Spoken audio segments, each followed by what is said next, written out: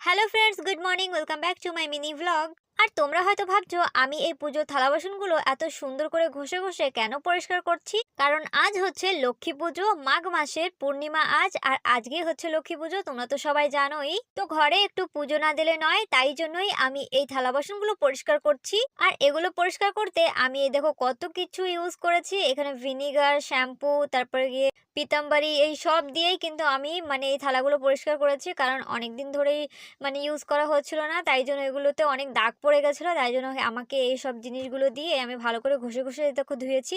কত সুন্দরভাবে পরিষ্কার হয়ে গেছে, দেখেছো? হ্যাঁ, এতগুলো থালা বাসন ঘষতে ঘষতে আমার একটু কষ্ট তো হয়েছে, কিন্তু এর রেজাল্ট দেখো কত সুন্দর হয়েছে, একদম পরিষ্কার হয়ে গেছে। তো তারপরে আমি এগুলোকে সুন্দর করে ভালো জল দিয়ে ধোয়ার পরে ভালো করে মুছে মুছে আমি রোদে শুকিয়ে নিচ্ছি। এই কটা মাজতে মাজতে আমার খুব হাত ব্যথা হয়ে গেছে, তাই জন্য আমি এই কটাই মেজেছি। আরও আমার কাছে পিতলের থালা বাসন আছে, সের মধ্যেও কিছু কিছু আমাকে আবার ধুতে হবে। কারণ ফল টল কাটার পরে আরও মিষ্টি টিষ্টি বানানোর পরে সেগুলো রাখতে হবে, তার জন্য আমাকে অনেক থালা বাসনের দরকার হবে। তো এই কটা এখন ধুয়ে নিয়েছি, বাকি কটা আর একটু পরে ধুয়ে নেবো যখন আমার হাতে ব্যথাটা একটু কমে যাবে। তারপরে দেখো কত কিছু আমি এখানে মেজেছি।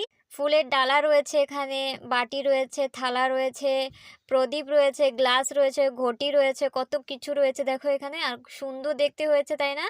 আর তারপর এগুলোকে রোদে শুকোতে রেখে আমরা চলে গেছিলাম বাগিচায়। কারণ বাগিচাতে কলা রয়েছে, পেয়ারা ছিল, তারপরে নারকেল ছিল, এগুলো আনতে গিয়েছিলাম। আমাদের বাগিচাতে কিন্তু আরো অন্য অন্য ফল গাছ রয়েছে, কিন্তু তাতে শুধু এইসব ফলই হয়েছে। কারণ এগুলো তো এখনের সিজনে হয় এগুলো, তাই জন্য এখন এইসব ফলই রয়েছে।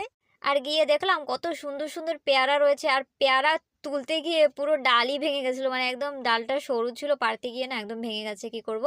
তারপরে এই দেখো কলা রয়েছে দুই ধরনের, তারপরে এখানে নারকেল রয়েছে।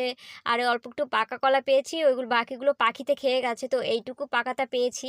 আর আরও ঝরানো কিছু কলা আছে, সেগুলোকেও নিয়ে এসেছি, এগুলো দিয়ে আমি লিকুইড সার বানাবো বলে। তো ভিডিওটি ভালো লাগলে লাইক শেয়ার কমেন্ট করে আমার চ্যানেল নতুন আসলে সাবস্ক্রাইব করে দিই।